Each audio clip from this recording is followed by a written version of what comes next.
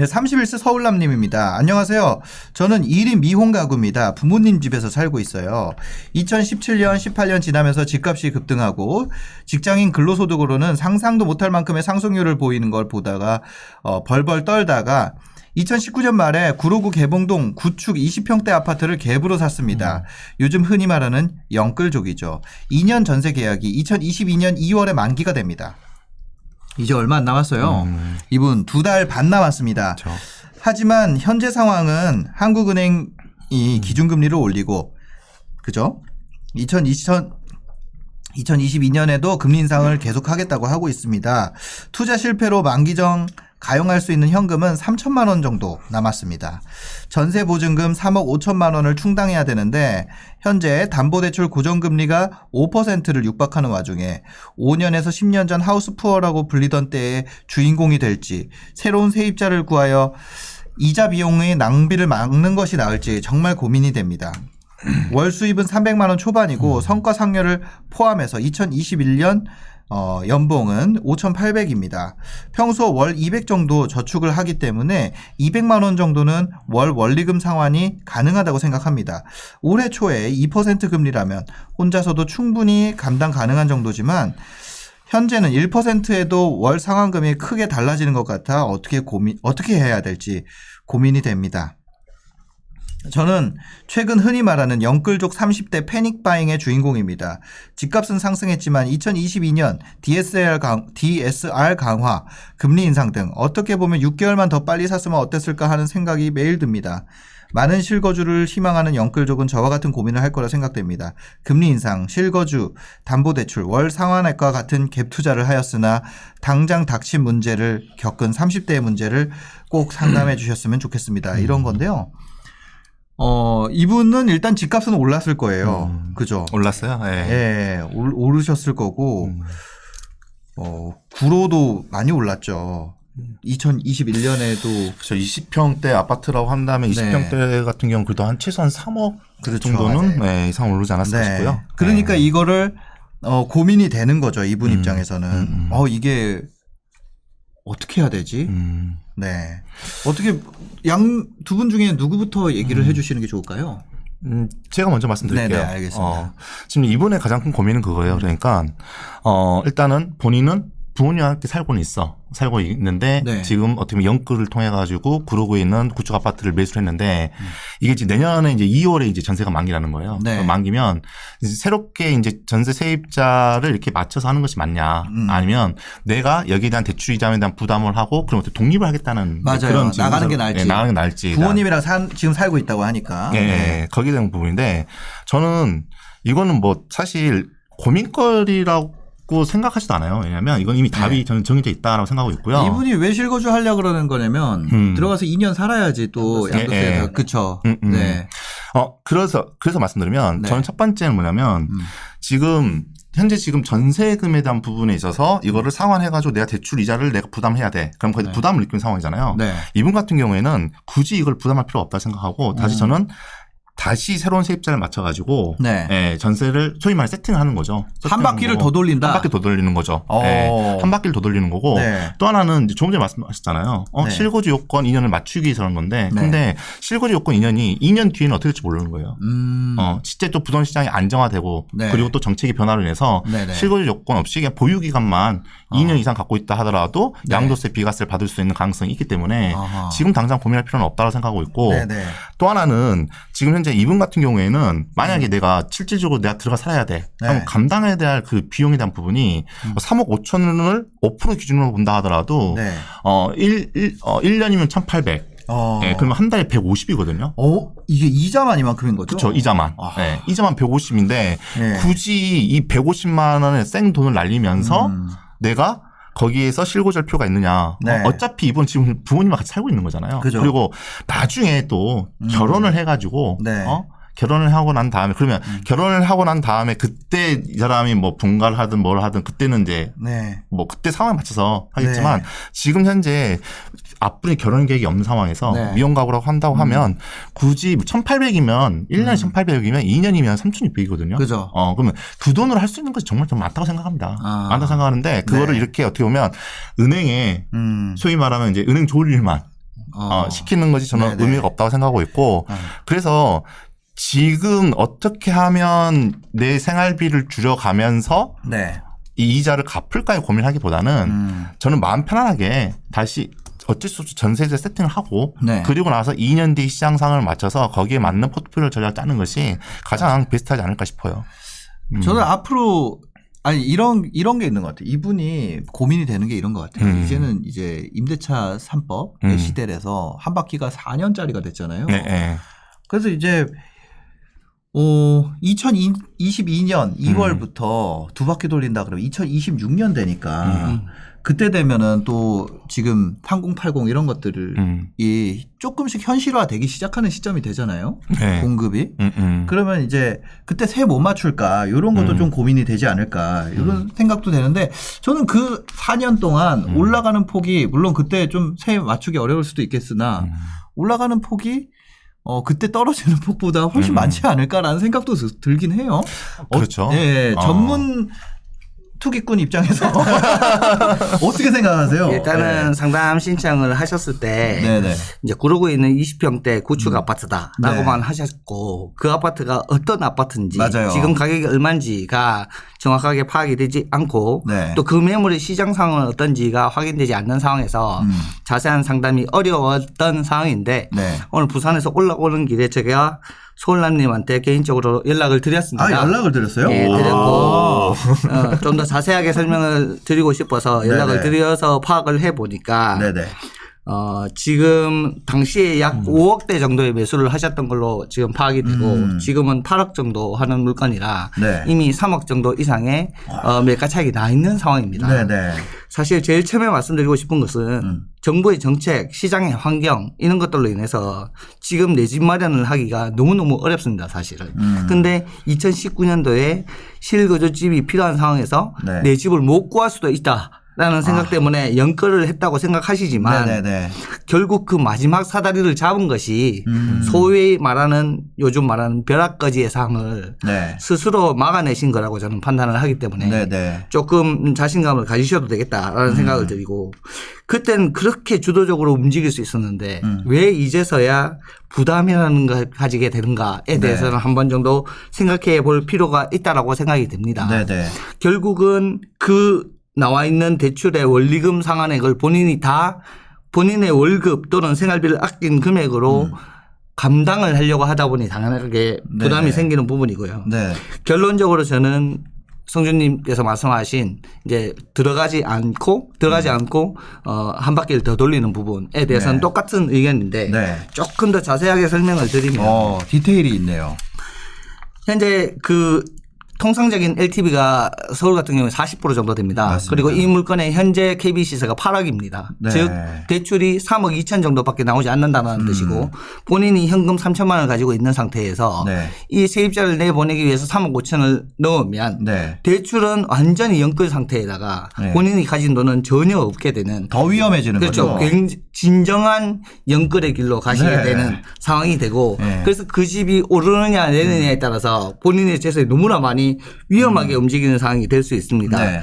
그런데 요즘 부부 합산 9천만 원 이하 그리고 시가 6억에서 9억 사이에는 서민 실수요자 담보대출이라 해서 LTV가 10% 더 늘어납니다. 네네. 그래서 4억까지 대출 받을 수 있습니다. 네. 그럼에도 불구하고 본인의 소득이 5,800만 원밖에 되지 않기 때문에 네.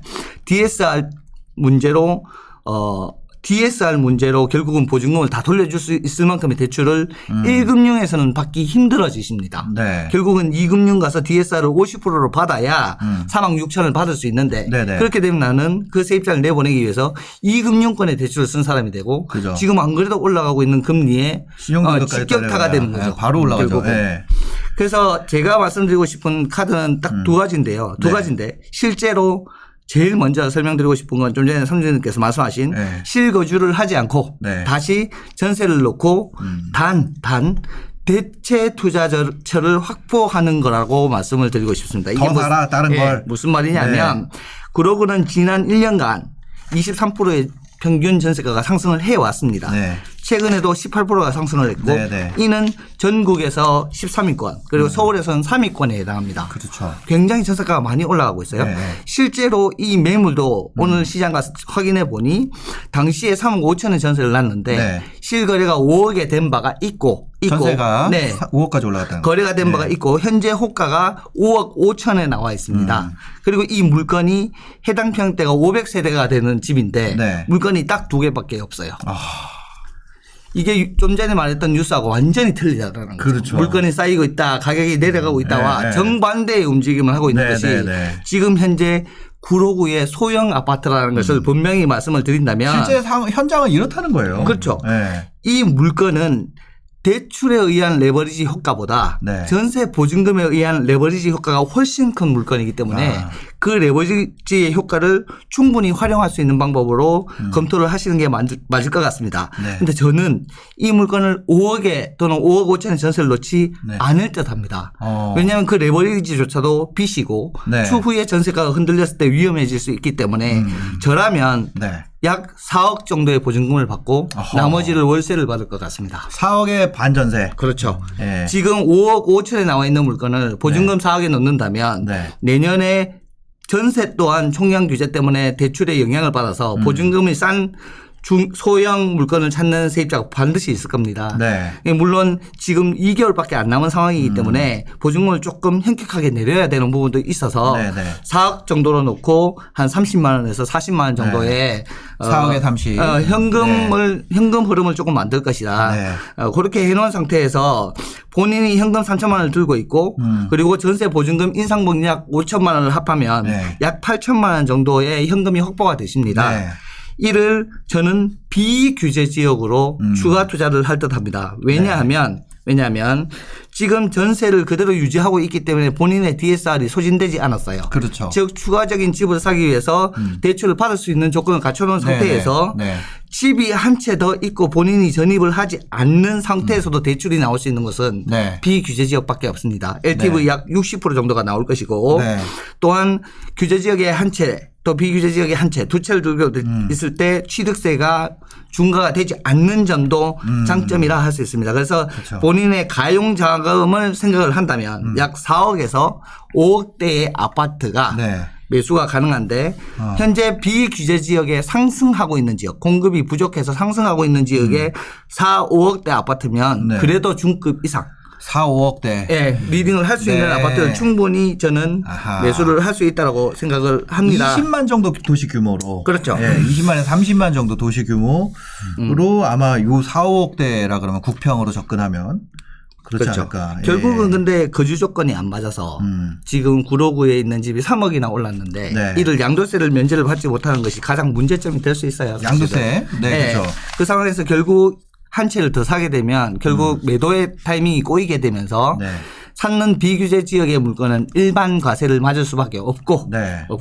그 이후에 점유기간이 다시 카운트 될 거기 때문에 실거주를 반드시 다시 해야 되는 상황이 발생할 겁니다. 제가 봤을 때는. 그러겠죠. 좀 전에 4년 한 바퀴 그러니까 2년짜리 두 바퀴를 생각을 하셨겠지만 네. 2년 뒤에 본인이 실입주를 한다 하면 계약갱신 실거주한다 청구권은 그러면 네, 막을 수가 스톱시킬 있죠. 수 있죠. 예. 그래서 지금부터 2년 뒤니까 정확한 타이밍을 맞출 수 있을 것 같고 제가 말씀드리고 싶은 건 뭐냐면 실거주를 하면서 그 레버리지를 다 감당하려고 대출 상환을 다 감당하려고 하니 부담이 되는 거고 네네.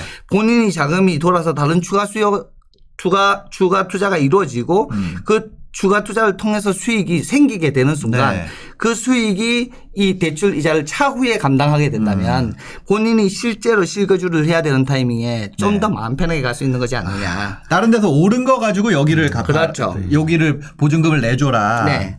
이런 거잖아요. 네, 그래서 사실은 뭐 이렇게 추천을 드리고 싶고 두 번째는 뭐 실거주를 하는 부분인데 네. 사실 실거주를 하는 부분은 너무나 타이트해요.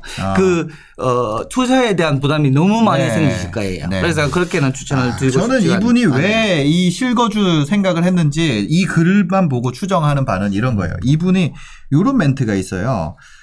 투자 실패로 가용할 수 있는 현금이 3천만 원 가량입니다. 이렇게 얘기를 하셨거든요. 네. 이분이 아마 뭐 주식이나 코인을 하고 계시지 않을까. 그런데 이제 시드가 마르니까 아 이거를 팔아가지고 한번 내가 좀 복수를 해봐야겠다. 아니, 조금 있으면 맞죠. 해볼 만한 한데 이런 생각이 들어가지고 이걸 팔려고 보니까 양도세가 걸리는 거예요. 그러면 이거를 또 아니면 주식이나 코인에서 있었던 것 같은 손실이 여기에 발생하지 않을까라는 생각 때문에 수익을 확정하고 싶은 마음이 맞겠죠. 다른 곳에 투자 실패를 하게 되면은 수익 확정하고 싶은 마음이 커지잖아요. 맞죠. 그런 것 때문에 실거주에 대한 고민을 하기 시작하지 않았을까. 근데 이게 한 가지 확실한 건 지금 상황에서 금리가 이렇게 오른 상황에서 실거주보다 갭 투자가 실거주보다 덜 위험해요. 맞습니다. 실거주가 더 위험해. 실거주가 진짜 더 위험하고 이게 그 상당히 좀 불편한 진실입니다만 제가 그 뭐 돈을 좀 벌 때도 계속 20평대에 그 아파트 살고 실거주를 못 옮긴 이유가 있었거든요. 실거주를 옮기려고 하면 들어가는 돈이 장난이 아니에요. 막 사람들이 뭐 5억짜리 내가 샀다 뭐 이렇게 하지만 뭐 예를 들어서 8,000갭으로 샀어요. 근데 그 실거주 하려고 그러면 5억짜리거든요. 그렇죠. 그러니까 그게 내가 가지고 있는 금융 익스포저라 그래야 되나? 리스크에 대해서 내가 노출된 양이 갭 투자가 훨씬 적기 때문에 지금 이 상황에서 고민이 돼가지고 실거주로 들어간다는 선택은 좀 잘못됐고 실거주는 여유 있을 때 맞죠. 들어갈 수 있는 거지. 맞죠. 여유 없는 상태에서 내가 여유가 없어서 위험할 것 같아서 실거주를 들어간다는 선택은 완전 반대 선택이다. 예, 그거는 투자 조금만 더 해보시면 확 느끼실 거예요. 예. 결론적으로 저희 세 명 다 의견이 다 일치하네요. 맞아요. 그죠? 예. 예. 그럴 수밖에. 실거주 아무나 들어가는 거 아니에요. 그거 있잖아요. 월세 살면서 투자해라. 이게 그냥 나온 말이 아니고 그 실거주 들어간다는 게 그만큼 어려운 거라서 그런 거예요. 이미 많이 그죠? 올랐고 이미 많은 걸 이루어 놓으셨어요. 그걸 잘 지킬 수 있는 방법만 생각하면 되는데 조금 개인적으로는 이제 조건이 점점 더 열악해지니까 그 속도가 굉장히 빨라지고 좀 많이 조바심이 생긴다라는 생각이 저는 어느 정도 파악이 되고 네네. 사실 대출이 많거나 또는 전세 보증금이 높아진다. 즉 네. 레버리지가 점점 높아져서 본인을 압박하기 시작한다라고 할 때는 투자가 최대의 수익을 노리는 것이 아니라 네. 최소한의 손실을 막을 수 있는 방법으로 맞아, 투자가 맞아. 이루어져야 돼요, 사실은. 네. 그래서 추가 투자를 한다는 부분은 어찌 보면 적극적인 공격적인 방법이잖아요. 그래서 개인적으로는 조금 시간이 되신다면 네. 추가 투자함에 있어서 확정 수익 안고 가는 경매 투자도 한 번 정도는 추천해 볼 수 네네. 있지 않을까 그 생각도 같이 하고 있습니다. 그러니까요. 이분이 지금 3억이 올랐는데 와 이런 고민을 한다는 것도 그죠. 어떻게 고민의 보면은 여지가 아닌데. 좋은 맞죠. 네, 좋은 상황인 거죠. 좋은 상황이라고 생각이 됩니다.